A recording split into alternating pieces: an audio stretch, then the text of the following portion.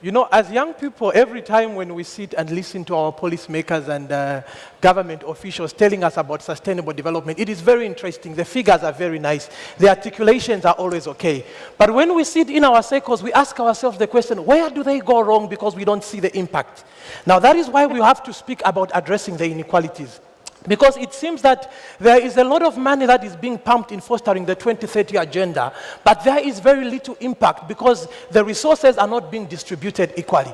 And I think it's important that the EDD of this year has focused very much on addressing the inequalities.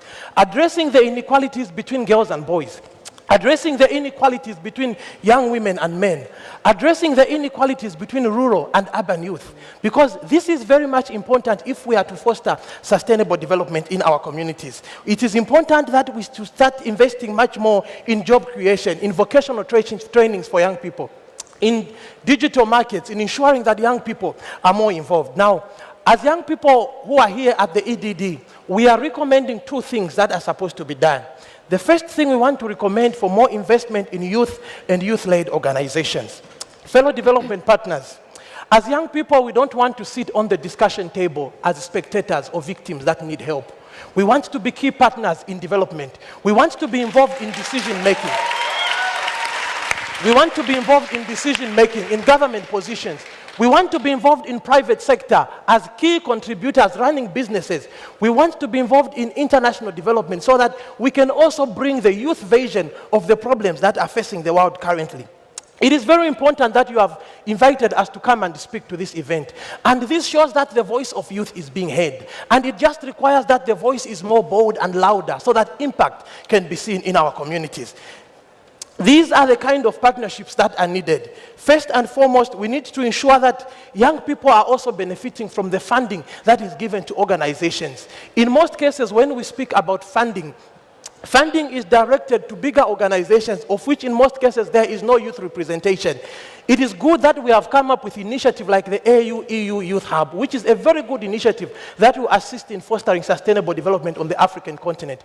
But as young people, we feel that some of the conditions that are set in the core of proposals that are there for funding are too stringent for our little organization or our youth-led organizations to meet. For example, a condition that you need to have had previous funding of 2 million euros for you to access the funding that is there is too much. We can't afford it. Most of the youth-led organizations don't have such previous fundings before. Therefore, it is important that the funding opportunities for young people are opened up so that we can also be inclusive. Because if you keep on putting these stringent measures, it is only the usual bigger organizations where there's no youth representation who continue participating. And when they go on the ground, they will not involve us. They will just call us for workshops, and there's nothing that is done for us. The next thing is that there must be more investments in ensuring that young people are going to be involved in different activities that are there. Young people are going to be involved in the procurement system. Young people are going to be involved in fostering climate change and creating an enabling environment for the achievement of the Sustainable Development Goals. The second thing is invest in gender-responsive financial services. We cannot address inequalities without addressing the gender gap. And we have to start addressing the gender gap from the youths. If there is inequalities among boys and girls, the gender gap will still continue. Therefore, it's important that doors are opened for the girls. My education as a boy should not be prioritized over the education of my sister.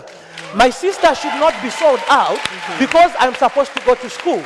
Therefore, we need to take into consideration all these issues as we are speaking about sustainable development. The women, they have to be empowered because these are our mothers. When you go on the ground, you realize that the women are the ones who hold our homes. Some of us were raised by single parents. So it's important that women are given access to financial literacy, are given access to finance through loans. Women can have bank accounts. Women can have access to ownership. When you go in most of the developing countries, to be specific in Africa, most women don't have access to ownership of land. They have to go through their husbands. And when the marriage ends, they lose everything. Therefore, it's important that women are financially empowered also. Now, the question is, how do we foster all these issues that I've spoken about? Partnerships. It is very important that we foster partnerships when it comes to sustainable development. And when we speak about partnership, it is not just about partnership with the public sector.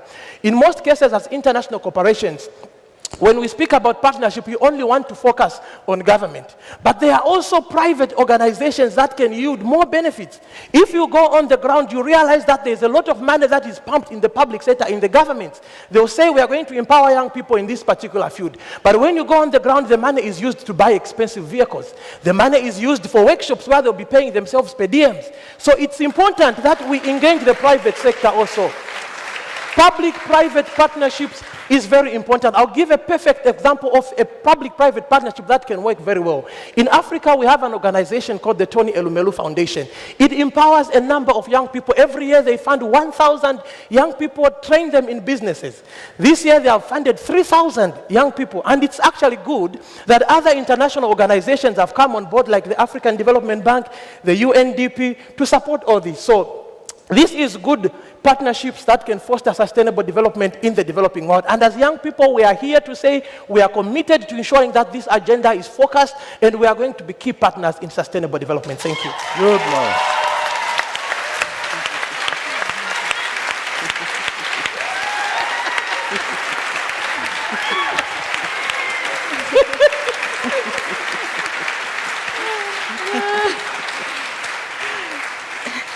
Well, you've been particularly representative of the young leader. Answer first. It's very unfair because Mawala brought his fan club with him. It's very difficult. Let me tell you two things, Mawala. First, that I fully agree with your two asks. On your first ask, which is invest in youth, you know, I was once upon a time, I was also a young woman here in Brussels, and I used to hate it when people would say, oh, you know, we are working to provide you with opportunities and to empower you. So I would suggest that you do what I thought I had to do, which is just go and run with it. Don't ask for permission. Just go and do. Wherever you see the opportunity, don't wait. Go. The second is an offer. ITC is all about she trades, women in trade, and youth and trade. Young people trading, young startups. 21st of November, Addis. That week, we will be holding together with the EU and the AU a youth and conference where buyer meets seller, investor meets investee, influencers meet potential clients, and where you will get a chance to say what you want, how you want it, and from when you want it. Thank you. Monday, Tuesday, youth. Wednesday, Thursday, women. So all of you are invited, 21st of November, Addis Ababa. Thank you. Margaret. Yes, civil societies, yes, and global organizations have over time spoken in a united voice to establish common position on global issues, including that one of youth, and it has yielded a great impact. And their collaboration with state entities, no doubt, is one of the best channels supporting actions for positive change. We know that we have governments in place, and we have ministries, and within the ministries, there are responsible ministries for youth issues. It is also imperative for youth to be able to tap into the development programs within these government ministries. It is a channel where they can start from. We know also that investing in job creation is one thing, but the mindset of white-collared job needs to change, because I've seen many graduates from the university 3 years, 4 years after graduation, no job, because they are looking for a white-collared job. Maybe we could invest in looking at creating jobs, entrepreneurship, that can enable youth to be able to earn this decent living. We know also that civil societies are needed for development, and youth can also be part of this body, and we know that the civil society bring in the global agenda into the national priorities and complement government efforts. So definitely, we can't leave youth behind, and we need to work hand in hand with the youth. I appreciate the voices of youth because they are the voice of change. Thank you. Mwala, action with wisdom. What do you think about this support? Oh, the support for youth? Yeah, for him. Oh. Sorry? Sorry. Yeah, I mean, you have a call, just run. And then Margaret said, yes, but look at the content. Now, have been inspired by this to build partnership? Yes, we are very much inspired, actually, and we would want to be more involved, and we appreciate the work that you are doing so far, and we are willing. That is why 400 young people applied to come here. This shows that youth want to come forward. Okay. Speaking about the issue of moving away from white-collar jobs, I'm glad to mention that of the 15 young leaders that we have here, more than half of them are running their own registered organizations, creating jobs. So what we just need is more empowerment, more engagement, then we are going to be key partners in development. Good. Yes. Now,